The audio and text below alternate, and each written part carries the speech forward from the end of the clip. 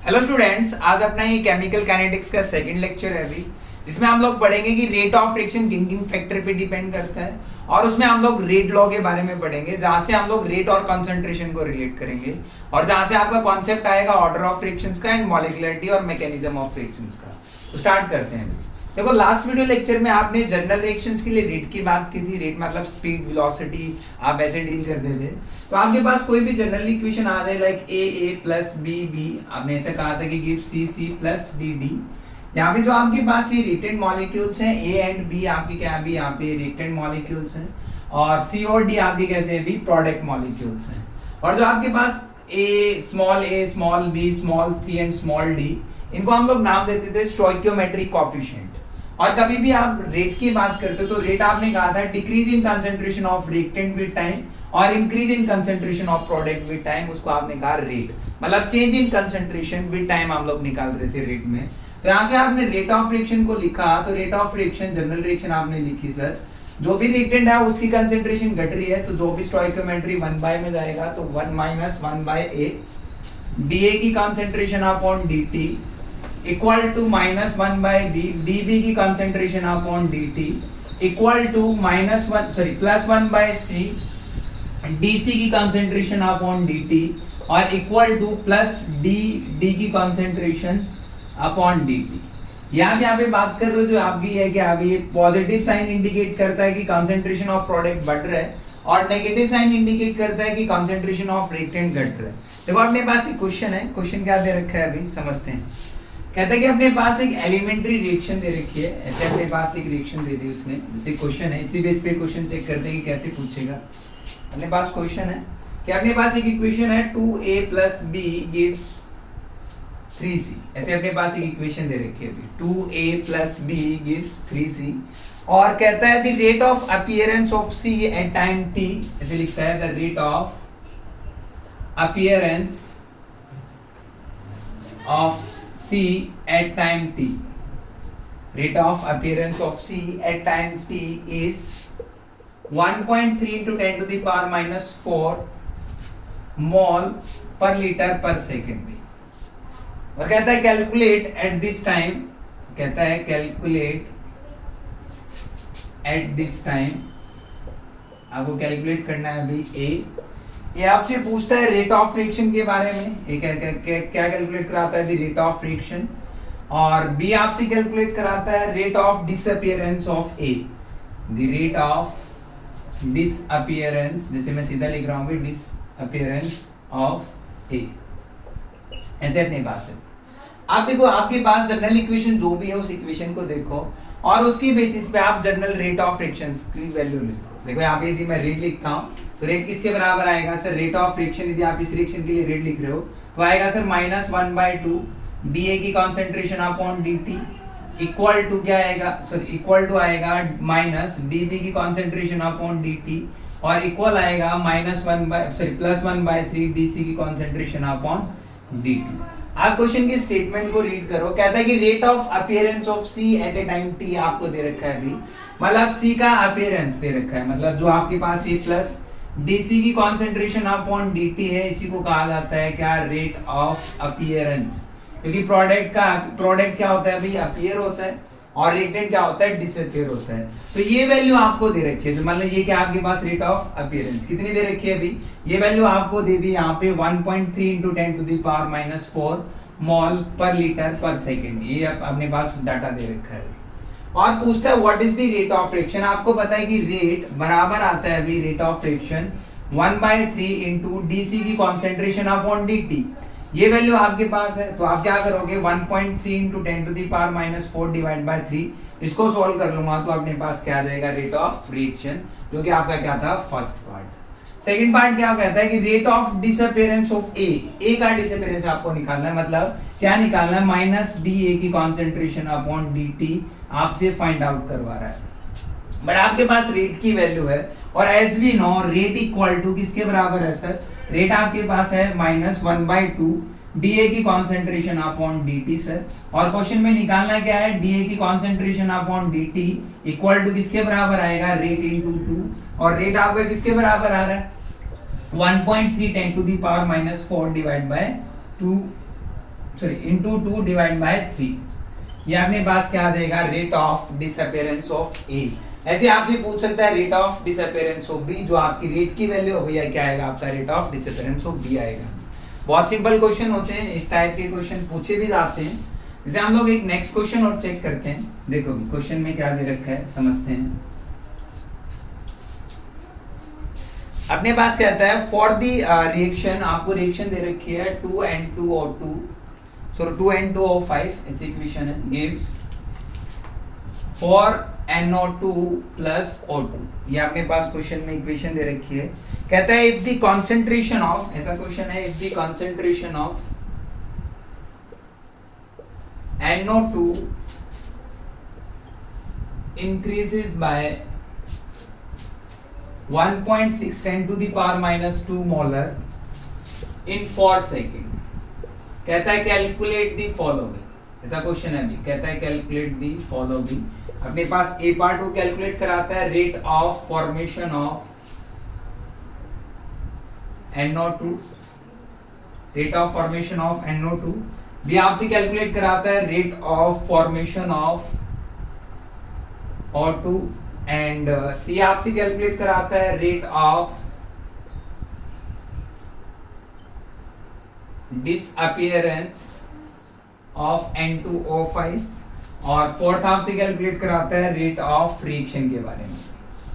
देखो ये आपके पास वैल्यूज है, समझते हैं। देखो क्वेश्चन में इक्वेशन को देखो और इक्वेशन बेसिस पे जनरल रेट का एक्सप्रेशन लिखो। यदि आप जनरल रेट लिख पाए तो क्वेश्चन खत्म हो गया। तो आंसर सोल्व करते हैं। देखो इसका कि अपने पास इक्वेशन है N2O5 सर 2, पेपर में आपको ऐसी इक्वेशन लिखनी है पहले, gives sir 4NO2 plus O2, ऐसे आपके पास इक्वेशन दे रखी है। तो आप इसके लिए रेट ऑफ रिएक्शन लिखो। तो यहाँ पे मैं रेट ऑफ रिएक्शन लिख रहा हूँ, तो किसके बराबर आया, जो भी आपके पास स्टोइकियोमेट्रिक कोएफिशिएंट है वो -1/2, जैसे रिएक्टेंट मॉलिक्यूल है तो घट रहा है, तो dN2O5 की concentration divide by dt equal to क्या आएगा, जो प्रोडक्ट है उसकी कंसंट्रेशन बढ़ रही है तो इसलिए +1/4 dNO2 की कंसंट्रेशन अपॉन dt और इक्वल टू क्या आएगा dO2 की कंसंट्रेशन अपॉन dt।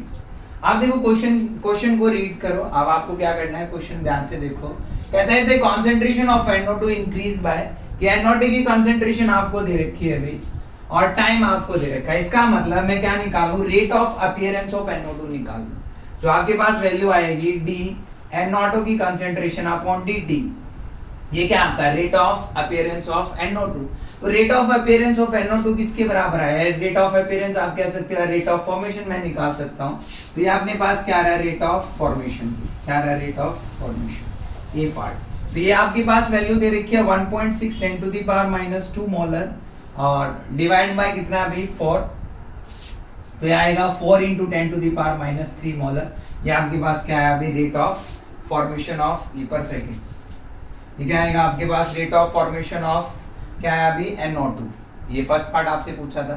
जैसे आपके पास रेट ऑफ फॉर्मेशन आ गया तो वहां से आप क्या निकाल सकते हो, रेट निकाल सकते हो। कैसे सर, रेट जैसे मैं मान लो इसका फोर्थ पार्ट निकाल रहा हूँ तो रेट मैं निकाल रहा हूँ, तो रेट ऑफ रिएक्शन किसके बराबर आएगी सर, रेट ऑफ रिएक्शन अपने पास है +1/4 dNO2 की concentration upon dt। Sir dNO2 upon dt आपके पास वैल्यू आएगी, तो ये वैल्यू कितनी आई 1/4 × 4 × 10 टू द पावर -3। इसको सोल्व करूंगा तो 10 टू द पावर -3 आपके पास क्या आ गया, रेट ऑफ रिएक्शन। ये आपके पास रेट ऑफ रिएक्शन आ गया। और जैसे आपके पास रेट ऑफ रिएक्शन आता है आप बाकी सारी चीजें कैलकुलेट कर सकते हो। कैसे, तो यहाँ से जो भी आपका रेट आ रहा है, देखो रेट ऑफ रिएक्शन किसके बराबर है, इक्वल टू dO2 की कंसंट्रेशन अपॉन dt।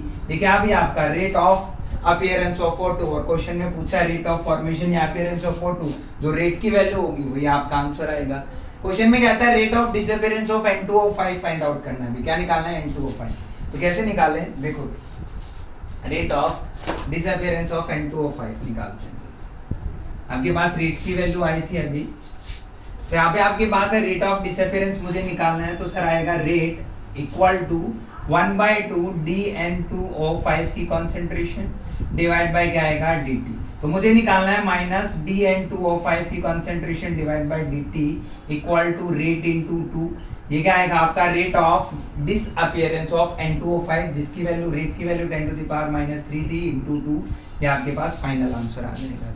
इस टाइप के क्वेश्चन पूछे तो आप इजीली कैलकुलेट कर सकते हो rate of appearance, rate of disappearance, but general आपको रेट लिखना आना चाहिए तो आपके हर टाइप के क्वेश्चन इजीली सोल्व हो सकते हैं। आप देखो आगे बढ़ते हैं भी, जैसे आपने रेट पढ़ा है, अब रेट किन किन फैक्टर्स पे डिपेंड करता है। रेट मतलब स्पीड की कितना अमाउंट रिएक्टेंट का प्रोडक्ट में कन्वर्ट हो रहा है, किस स्पीड में कन्वर्ट हो रहा है, वो हम लोग बात कर रहे हैं अभी तक। अब मैं आपसे पूछूं कि किन किन फैक्टर्स पे, जैसे हम लोग बात करते हैं कि factors affecting rate of frictions. Sir rate of friction किन किन फैक्टर्स पे डिपेंड करती है। जैसे मैं फर्स्ट फैक्टर की बात करता हूं तो फर्स्ट फैक्टर हम लोग बात करें कि नेचर ऑफ रिएक्टेंट मॉलिक्यूल्स। आपके पास जो रिएक्टेंट मॉलिक्यूल्स हैं उन रिएक्टेंट मॉलिक्यूल्स की नेचर कैसी है, मतलब कि कई रिएक्टेंट मॉलिक्यूल ऐसे हैं जो आयनिक नेचर के होते हैं, मतलब जिनके अंदर आयनिक बॉन्ड होता है, और कुछ ऐसे होते हैं जो कैसे होते हैं अभी कोवलेंट होते हैं। अब आपने ऐसा भी पढ़ा था कि जितनी भी आयनिक रिएक्शंस होते हैं वो वेरी फास्ट रिएक्शंस देते हैं, और जितने भी आपकी कोवलेंट है वो कैसी देते हैं भी मॉडरेट रिएक्शंस देते हैं। ऐसे हम लोग क्या कर देते हैं, on the basis of reactant molecule पता कर सकते हैं कि रिएक्शन फास्ट होगी या फिर स्लो होगी। जैसे आयनिक कंपाउंड रिएक्शन क्या देते हैं, फास्ट देते हैं, मतलब उनका रेट फास्ट होगा as compare to covalent molecules. Second factor हम लोग बात करें यहाँ पे, the second factor concentration of reactant molecule. यदि मैं कंसंट्रेशन ऑफ रिएक्टेंट मॉलिक्यूल्स की बात करता हूँ, देखो जनरल इक्वेशन क्या पढ़ते थे कि सर रिएक्टेंट मॉलिक्यूल है change into product. Reactant molecule किस में कन्वर्ट होते हैं भी, प्रोडक्ट में चेंज होते हैं। तो ये आप कहते थे कि रिएक्टेंट की कंसंट्रेशन टाइम के साथ घट रही है और प्रोडक्ट की कंसंट्रेशन टाइम के साथ बढ़ रहा है। अब देखो यहाँ पे हो क्या रहा है कि रिएक्टेंट मॉलिक्यूल आपस में क्या कर रहे होंगे, कोलाइड कर रहे होंगे। रिएक्टेंट मॉलिक्यूल्स आपस में कोलाइड करके क्या दे रहे हैं भी, प्रोडक्ट मॉलिक्यूल दे रहे हैं। अब मैं आपसे कहता हूं कि मान लो मैं रिएक्टेंट मॉलिक्यूल्स की कंसंट्रेशन को बढ़ा देता हूं, मतलब रिएक्टेंट मॉलिक्यूल को बढ़ा दिया, ज्यादा से ज्यादा कर दिए गए, तो उन रिएक्टेंट मॉलिक्यूल में रेट ऑफ कॉलिजन्स भी क्या हो जाएगा, बढ़ जाएगा। और जब दोनों में कॉलिजन बढ़ेगा तो रिएक्टेंट ज्यादा से ज्यादा किसमें कन्वर्ट होंगे, प्रोडक्ट कम टाइम में। तो इसका मतलब रेट ऑफ रिएक्शंस क्या हो जाएगी, बढ़ जाएगी। तो यहाँ से आप लिख सकते हो कि रेट ऑफ रिएक्शन कभी भी हम लोग निकालते हैं वो डायरेक्टली प्रोपोर्शनल होता है कंसंट्रेशन ऑफ रिएक्टेंट मॉलिक्यूल। यदि कंसंट्रेशन ऑफ रिएक्टेंट मॉलिक्यूल बढ़ता है तो रेट बढ़ेगा। ऐसा आप इसलिए बोल पा रहे हो कि कंसंट्रेशन बढ़ा दी जाए तो इफेक्टिव कॉलिजन ज्यादा से ज्यादा होंगे और रेट ऑफ रिएक्शंस क्या होगी सर, ज्यादा होगी। उसके बाद थर्ड फैक्टर भी आप लोग डील करो। थर्ड फैक्टर हम लोग बात करते हैं क्या, टेम्परेचर। इसकी बात करते हैं भी टेम्परेचर। थर्ड फैक्टर अपने पास है टेम्परेचर। सर यदि मैं टेम्परेचर को बढ़ा देता हूँ, देखो क्या होता है कि मैं टेम्परेचर को बढ़ा रहा हूँ तो क्या इफेक्ट आएगा अभी, जैसे आपने टेम्परेचर को बढ़ाया तो टेम्परेचर बढ़ाने से क्या होता है, पार्टिकल्स की काइनेटिक एनर्जी बढ़ जाती है, और पार्टिकल्स की काइनेटिक एनर्जी ज्यादा बढ़ेगी। पार्टिकल कौन से होंगे, रिएक्टेंट मॉलिक्यूल्स, क्योंकि रिएक्टेंट प्रोडक्ट में कन्वर्ट हो रहा है। तो रिएक्टेंट मॉलिक्यूल्स की काइनेटिक एनर्जी बढ़ गई, और काइनेटिक एनर्जी बढ़ेगी तो उनके अंदर मोशन बढ़ेगा, और ज्यादा से ज्यादा रिएक्टेंट मॉलिक्यूल आपके किस में चेंज होंगे, प्रोडक्ट मॉलिक्यूल में चेंज होंगे। आप ऐसे कह सकते हो, या मैं कहता हूँ कि आपके पास ये रिएक्टेंट मॉलिक्यूल्स हैं और आपने टेम्परेचर बढ़ा दिया। अभी नीचे से मैं क्या कर रहा हूँ, टेम्परेचर बढ़ा रहा हूँ। यहाँ से आपने टेम्परेचर बढ़ाया तो टेम्परेचर बढ़ाने से इनके अंदर इफेक्टिव कॉलिजन, मतलब इनकी जो काइनेटिक एनर्जी है वो काइनेटिक एनर्जी बढ़ गई, और काइनेटिक एनर्जी बढ़ने से जो उनके अंदर कॉलिजन है और रेट ऑफ कॉलिजन वो भी क्या हो गया, अभी बढ़ गया, कॉलिजन बढ़ गया। और कॉलिजन बढ़ने से ज्यादा रिएक्टेंट मॉलिक्यूल आपके किस में कन्वर्ट होंगे, अभी प्रोडक्ट में, कम से कम टाइम में। तो यहाँ से आपका रेट ऑफ रिएक्शन भी बढ़ गया। तो आप कह सकते हो with increase in temperature kinetic energy of reactant molecule increases, due to this number of effective coalition increases and maximum number of reactant molecule change into product molecule, so rate of reaction also increases with increase in temperature। तो यहाँ से आप कह सकते हो कि temperature को बढ़ा दिया जाए सर तो क्या होगा, रेट ऑफ फ्रिक्शन भी बढ़ जाएगा।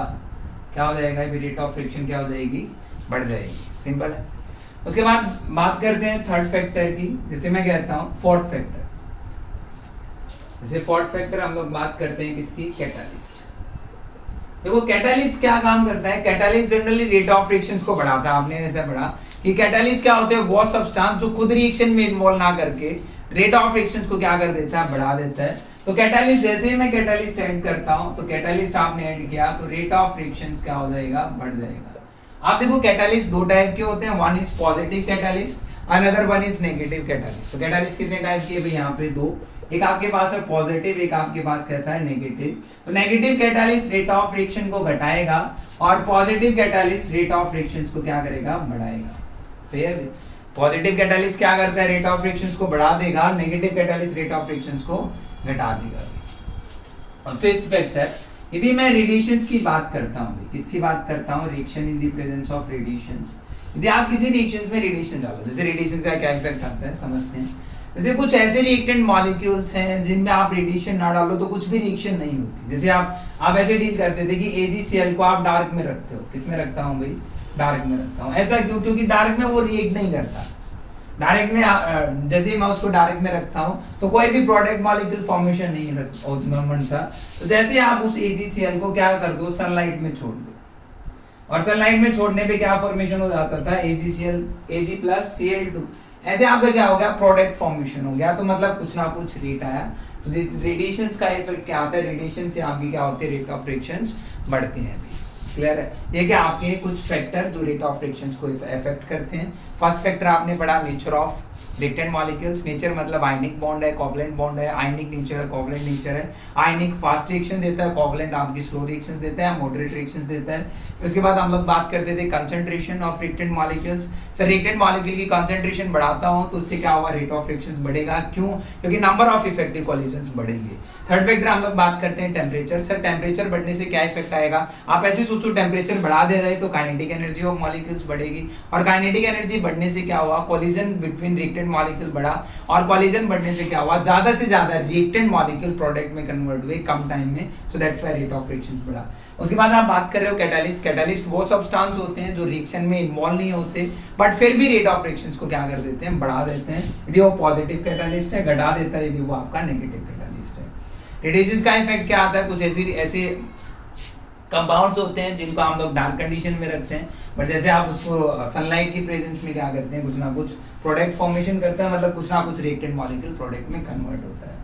आप देखो 2-3 फैक्टर जैसे हम लोग डिटेल में स्टडी करते हैं, जैसे effect of temperature, effect of catalyst and effect of आपके क्या कंसंट्रेशन। तो सबसे पहले हम लोग कंसंट्रेशन इफेक्ट की बात करेंगे डिटेल में कि कंसंट्रेशन का क्या इफेक्ट आता है, कैसे वो अब किसने एक्सप्लेन किया, कैसे एक्सप्लेन किया, वो सब हम लोग बात कर रहे हैं अभी। तो सबसे पहले मैं आपको कंसंट्रेशन इफेक्ट पढ़ा देता हूँ। किसकी बात कर रहे हैं अभी, कंसंट्रेशन इफेक्ट। तो कंसंट्रेशन इफेक्ट जैसे क्या कहता है, जैसे हम लोग लॉ ऑफ मास एक्शन के बारे में पढ़ते हैं। किसके बारे में पढ़ते हैं, लॉ ऑफ मास एक्शन। देखो क्या कहता है लॉ ऑफ मास एक्शन, आपने आयनिक और केमिकल इक्विलिब्रियम में डिटेल में पढ़ा था, थोड़ा सा आइडिया लिया था। तो इसने कहा कि आपके पास कोई भी रिएक्टेंट मॉलिक्यूल्स है, जैसे मैं कहता हूं कि A प्लस B और चेंज इनटू प्रोडक्ट, ऐसे आपके पास कुछ प्रोडक्ट फॉर्मेशन हो रहा है। तो according to law of mass action यदि मैं रेट लिखता हूं तो ये कहता है कि rate of any chemical reaction, जो आप लोग रेट लिख रहे हो वो डायरेक्टली प्रोपोर्शनल होता है concentration of reactant molecules raise to the power their stoichiometric coefficient. जो आपके पास A एंड B है, इसको मैं नाम दे रहा था क्या, स्टोइकियोमेट्रिक कोएफिशिएंट। तो rate of reaction directly proportional to concentration of reactant molecules raise to the power their stoichiometric coefficient according to law of mass action. या फिर इनको एक्टिव मास के साथ भी हम लोग डील करते, तो आप ऐसे कहते थे कि rate of reaction directly proportional है active mass of reactant molecules raise to the power their stoichiometric coefficient. तो कंफ्यूज मत करना। अब देखो यहाँ से प्रोपोर्शनलिटी निशान हटाता हूं तो क्या आएगा k, तो क्या आएगा a की पावर a, b की पावर b, और k क्या आपका रेट कांस्टेंट, k क्या अभी आपका रेट कांस्टेंट। ये आपका थ्योरेटिकल कॉन्सेप्ट था। कैसा कॉन्सेप्ट था अभी, थ्योरेटिकल कॉन्सेप्ट था, जो लॉ ऑफ मास एक्शन हम लोग यूज करते हैं। बट इसी चीज को जब हम लोग एक्सपेरिमेंटली अप्लाई करते हैं तो एक्सपेरिमेंटली कुछ हो रहा है क्या, तो यहाँ पे एक्सपेरिमेंटली क्या है अपने पास, जैसे आप अपने पास ये इक्वेशन है, जैसे A plus B change into product, ऐसे आपके पास फॉर्मेशन हो रहा है। तो यहाँ से रेट निकाला गया है एक्सपेरिमेंटली, रेट ऑफ रिएक्शन का। एक्सपेरिमेंटल हम लोग बात कर रहे हैं, आपका एक्सपेरिमेंटली है, या हम लोग थ्योरेटिकल डील करते हैं। तो यहाँ पे एक्सपेरिमेंटली क्या देखा गया कि rate of reaction directly proportional है कंसंट्रेशन ऑफ रिएक्टेंट मॉलिक्यूल्स या फिर product of reactant molecules A into B raise to the power something x and y, या अल्फा बीटा आप कुछ भी कह सकते हो। मैंने कहा कि रेट ऑफ रिएक्शन, किसी भी केमिकल रिएक्शन का रेट निकालना चाहता हूं, सर डायरेक्टली प्रोपोर्शनल है concentration of reactant molecules raise to the power something x and y which may और may not be equal to stoichiometric coefficient. Sir वो stoichiometric coefficient के बराबर भी हो सकते हैं और नहीं भी हो सकते अकॉर्डिंग टू रेट लॉ। तो ये आपका किसने एक्सप्लेन किया अभी, रेट लॉ। इसको हम लोग यूज करते हैं क्या, रेट लॉ। रेट लॉ क्या कहता है कि rate of any chemical reaction directly proportional to product of reactant concentration raised to the power something x and y which may or may not equal to their stoichiometry coefficient के बराबर भी हो सकता और नहीं भी हो सकता। तो यहाँ से प्रोपोर्शनलिटी निशान हटाओ तो क्या आएगा k a की पावर x b की पावर क्या आया y आया और k क्या आपका रेट कांस्टेंट क्या है अभी रेट कांस्टेंट। क्लियर? अब देखो इस रेट कांस्टेंट को डिफाइन करते हैं, इस रेट कांस्टेंट को थोड़ा सा समझते हैं। तो यहाँ से मैं रेट कांस्टेंट को डिफाइन करूं तो रेट कांस्टेंट क्या है सर? मैंने कहा कि when concentration of reactant molecule equal to 1 हो जाए, when all the reactant molecule concentration क्या ले लो इक्वल टू 1, मतलब 1 का मतलब क्या है यहाँ पे यूनिटी, 1 का मतलब क्या है भाई यहाँ पे यूनिटी। मैंने क्या किया कंसंट्रेशन ऑफ रिएक्टेंट मॉलिक्यूल को यूनिटी ले लिया और उसमें जो भी आपका रेट आ रहा है वही किसके बराबर आ रहा है भाई k के। यदि आप कंसंट्रेशन ऑफ रिएक्टेंट मॉलिक्यूल को 1 के बराबर पुट करते हो जो भी रेट आपको ऑब्जर्व होगा वही आपका रेट कांस्टेंट होगा। क्लियर है? मतलब rate of reaction when concentration of all the reactant molecules become equal to 1 is called rate constant. और जब आप किसी स्पेसिफिक कंडीशन पे रेट निकाल रहे हो, देखो यहाँ पे आपका रेट आ रहा है किसी स्पेसिफिक कंडीशन, और स्पेसिफिक कंडीशन क्या है जब रिएक्टेंट मॉलिक्यूल की कंसंट्रेशन 1 हो जाए, आपने स्पेसिफाई किया है कि रिएक्टेंट की कंसंट्रेशन 1 है तब आपका रेट कांस्टेंट है। तो इसको हम लोग कह देते हैं क्या इस कंडीशन में स्पेसिफिक रेट। तो कई बार पूछ लेता है कि रेट कांस्टेंट को स्पेसिफिक रेट भी कहा जाता है, ऐसा क्यों? क्योंकि आप कहते हो कि रिएक्टेंट मॉलिक्यूल की कंसंट्रेशन को आपने क्या कर दिया स्पेसिफाई कर दिया इक्वल टू 1, जो आपने रेट ऑब्जर्व किया उसी को आपने रेट कांस्टेंट कह दिया। यहाँ पे मैं कह सकता हूँ रेट कांस्टेंट और क्या नाम दिया जाता है अभी स्पेसिफिक रेट। क्लियर है यहाँ तक? कोई प्रॉब्लम नहीं? अब देखो आपके पास जो भी पावर्स हैं x and y, in powers को कुछ नाम दिया जाता है। क्या नाम दिया जाता है समझते हैं। आपके पास कुछ पावर्स हैं यहाँ पे x और y, जैसे आपने जर्नल रेट लिखा है यहाँ पे, आपके पास इक्वेशन थी, कोई भी इक्वेशन आपके पास है तो आपने रेट लिखा है यहाँ पे जैसे डायरेक्टली प्रोपोर्शनल टू a की पावर x b की पावर y, आपने ये लिखा इक्वल टू k। अब ये x एंड y है क्या? मैंने कहा कि ये x और y आपकी ऑर्डर है रिएक्शंस की, क्या अभी ऑर्डर ऑफ रिएक्शंस। जैसे मैं क्या करता हूँ जो भी रिएक्टेंट मॉलिक्यूल्स के ऊपर पावर है उन पावर्स को सम कर दूं वो क्या आता है आपका ऑर्डर। या हम लोग यहाँ से पढ़ रहे हैं अभी ऑर्डर ऑफ रिएक्शंस के बारे में, किसके बारे में भाई ऑर्डर। और ऑर्डर क्या है आपकी जो भी पावर है रिएक्टेंट मॉलिक्यूल्स की उनको सम कर दूं तो आपकी क्या आएगी ऑर्डर ऑफ रिएक्शंस। कैसे? तो यहाँ पे मैं x की बात करता हूँ सर x क्या है, और y की बात करता हूँ y क्या है। तो x हम लोग लिखते हैं order with respect to a, x क्या आपका a का ऑर्डर और y क्या आपका b का ऑर्डर। मतलब b के रिस्पेक्ट में जो भी ऑर्डर है रिएक्शन का वो आपका y है, और a के रिस्पेक्ट में जो भी आपका ऑर्डर है वो आपका x है। मतलब x is the order of reaction with respect to a और y क्या आपका order with respect to b। और यदि मैं x और y को जोड़ देता हूं तो यह क्या आएगा आपका ओवरऑल ऑर्डर, और जिसको मैं क्या कह देता हूं ऑर्डर ऑफ रिएक्शंस, जो कि आपका sum of power x plus b। मतलब रिएक्टेंट मॉलिक्यूल्स की जो पावर है उसको सम कर दिया तो आपके पास क्या आ गया ऑर्डर ऑफ रिएक्शंस आ गया। ये चीज काफी यूजफुल है। आप सिर्फ कहेगा कि रिएक्टेंट मॉलिक्यूल की कंसंट्रेशन को डबल कर दिया ट्रिपल कर दिया तो रेट ऑफ रिएक्शंस पे क्या इफेक्ट आया, उसके लिए आपको ऑर्डर को समझना जरूरी है। कि ऑर्डर ऐसे लिखेगा कि order with respect to a 2 है, order with respect to b 1 है, तो आपको ये पता होना चाहिए कि 1 2 क्या है आपकी x और y वैल्यू। x क्या order with respect to a और y क्या order with respect to b। अब देखो यहाँ से यदि मैं रेट कांस्टेंट की यूनिट निकाल रहा हूँ, किसकी यूनिट निकाल रहा हूँ भाई रेट कांस्टेंट। तो यहाँ से हम लोग रेट कांस्टेंट की यूनिट निकाल लें। अच्छा देखो एक चीज जो आप ऑर्डर पढ़ते हो, ये ऑर्डर आपका क्या आता है एक्सपेरिमेंटल वैल्यू है। पहली बात तो एक्सपेरिमेंटल क्वांटिटी है। ऑर्डर कैसा है एक्सपेरिमेंटल क्वांटिटी, क्योंकि एक्स और वाई आपकी एक्सपेरिमेंटली आती थी। उसके बाद ये मे बी क्या हो सकता है अभी जीरो हो सकता है, आपका कैसा हो सकता है अभी फ्रैक्शनल हो सकता है, पॉजिटिव हो सकता है, नेगेटिव हो सकता है, या आपकी कोई भी ऑर्डर हो सकते हैं, जीरो फ्रैक्शन पॉजिटिव नेगेटिव, ये सब क्या हो सकते हैं अभी आपके ऑर्डर। ऑर्डर की value may be zero, may be fractional, may be positive and may be negative. अब देखो यहाँ से जैसे मैं ऑर्डर, आपने ऑर्डर पढ़ा और मैं रेट कांस्टेंट की यूनिट निकालना चाहता हूँ। क्या निकालना चाहता हूँ? Unit of rate constant.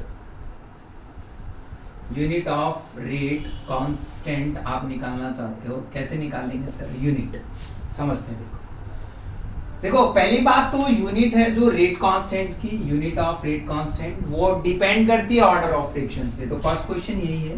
तो unit of rate constant depends upon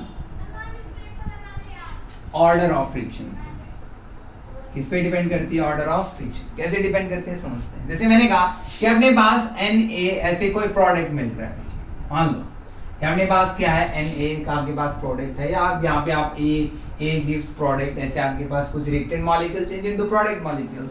तो यहाँ से मैं इसका रेट लिख रहा हूँ, तो रेट इक्वल टू मैं लिखूंगा कि A की पावर n, मुझे नहीं पता ऑर्डर क्या है, तो मैंने उसको nth ऑर्डर मान लिया, और may be zero, may be first, second, third, कुछ भी ऑर्डर हो सकता है, मुझे नहीं पता अभी।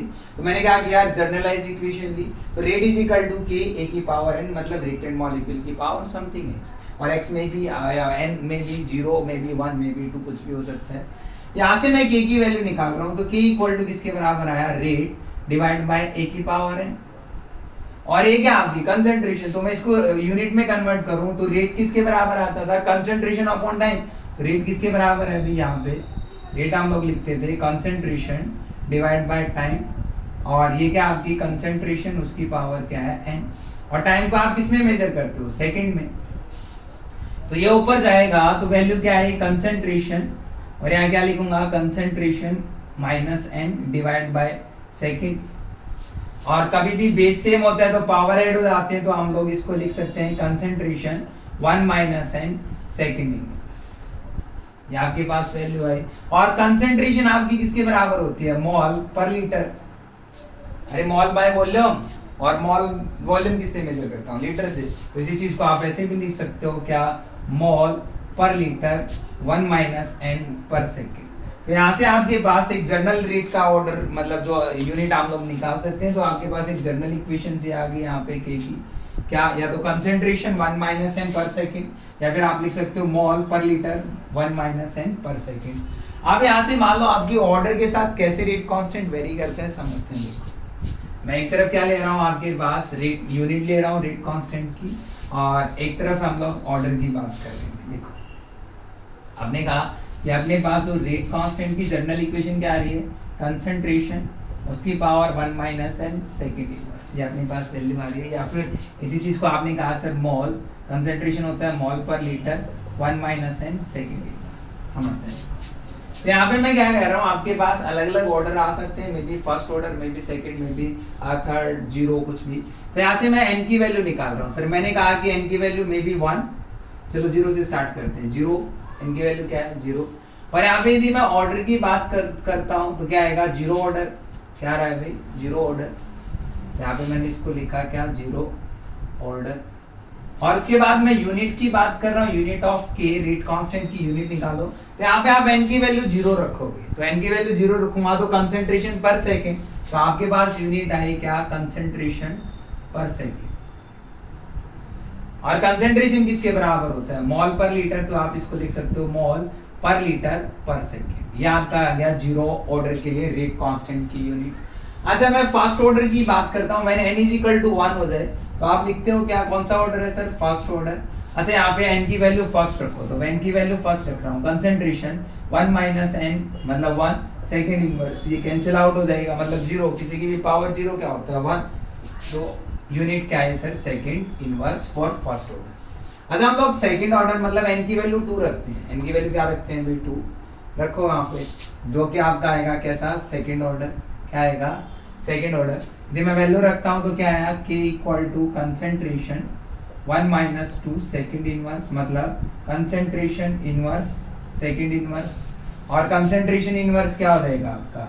Litre mole inverse per second. यहाँ से आपके पास वैल्यू आई litre mole inverse per second, इसे हम लोग निकाल सकते हैं। ऐसे ही मैं थर्ड रखता हूँ तो थर्ड ऑर्डर आपके पास आ जाएगा, तो यहाँ क्या हो जाएगा? Litre square mole inverse square, क्या आ जाएगा? पर सेकेंड। ऐसे हम लोग क्या निकाल सकते हैं? रेट कांस्टेंट की यूनिट निकाल सकते हैं। कब? जब आपको जनरल वैल्यू पता हो, जब आपको रेट एक्सप्रेशन लिखना आता हो, रेट लॉ के बारे में पता होगी, दोनों चीज हम लोग रिलेट कर सकते हैं। तो यहाँ से रेट कांस्टेंट की जो जनरल यूनिट आप लोग निकाल सकते हो फॉर दैट ऑर्डर, तो कंसंट्रेशन 1 माइनस एन पर सेकेंड। इसको क्रैम नहीं करना है, आपको पता है कि रेट बराबर है सर रेट इक्वल टू के ए की पावर एन। और रेट किसके बराबर है, आपकी रेट को यूनिट, आपको रेट की जनरल यूनिट आपको पता है, और कंसंट्रेशन आपको वैसे अरेंज करना और आपके पास वो फॉर्मूला होगा, और उसी बेसिस पे आप किसी भी ऑर्डर के लिए क्या निकाल सकते हो, यूनिट निकाल सकते हो रेट कांस्टेंट की। देखो इस बेसिस पे क्या क्या क्वेश्चन पूछ सकता है, क्या क्या किस किस वैरायटी के क्वेश्चंस वो आपसे पूछता है, समझते हैं। वैरायटी ऑफ क्वेश्चंस क्या क्या रहती हैं, बात करते हैं। जैसे अपने पास एक क्वेश्चन दे रखा है भैया यहाँ पे, समझते हैं। कहता है कि इनिशियली ऐसे करके दे रखा है, फॉर एक क्वेश्चन है, for a reaction the initial rate, for a reaction the initial rate is given r equal to k a की पावर 2 b की पावर 1 by what factor, आगे पूछता है by what factor the initial rate of reaction will increase if the initial concentration of A is taken 2 times and B is 3 times। ये आपके पास कहता है। देखो इस टाइप का क्वेश्चन उसने पूछा है कि आपके पास एक इनिशियल रेट आपको दे रखा है, और इनिशियल रेट आपके पास दे रखा है R इज इक्वल टू के ए उसकी पावर क्या आएगी 2b1, और उसके बाद कहता है कि what factor initial rate of reaction increase, initial rate of reaction पे क्या इफेक्ट आएगा यदि ए की कंसंट्रेशन को डबल कर दिया जाए, बी की कंसंट्रेशन को 3 टाइम कर दिया जाए। समझते हैं। तो यहाँ मैंने लिखा कि आपके पास इनिशियल रेट में R1 बोल रहा हूँ, तो के ए की पावर 2 बी की पावर 1 है सर, तो इसको मैंने फर्स्ट ऑर्डर का फर्स्ट इक्वेशन मान लिया।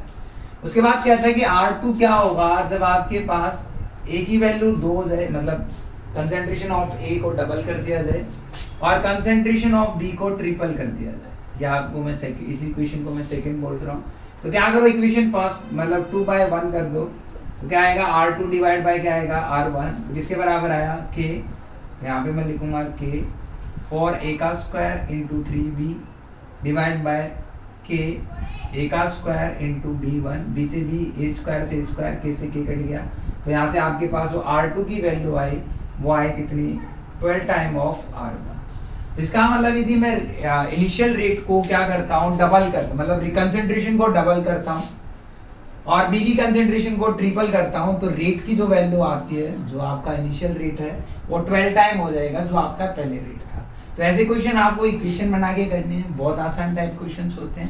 नेक्स्ट क्वेश्चन चेक करते हैं। जैसे मैंने कहा कि आपके पास एक जनरल इक्वेशन है, चलो हाइपोथेटिकल क्वेश्चन देख लीजिए। मैंने कहा कि आपके पास एक जनरल इक्वेशन है a plus B gives product, ऐसी इक्वेशन आपके पास दे रखी है और वो क्वेश्चन में लिखता है कि रेट ऑफ रिएक्शन, या सॉरी ऐसे लिखता है order with respect to a is 2 and order with respect to b, आपके पास दे रखा है b, चलो इसको आप लोग ले लो सॉरी डबल, और इसको क्या ले रहा है 1, ऐसे इसके उसने लिखा। तो कहता है what is the effect on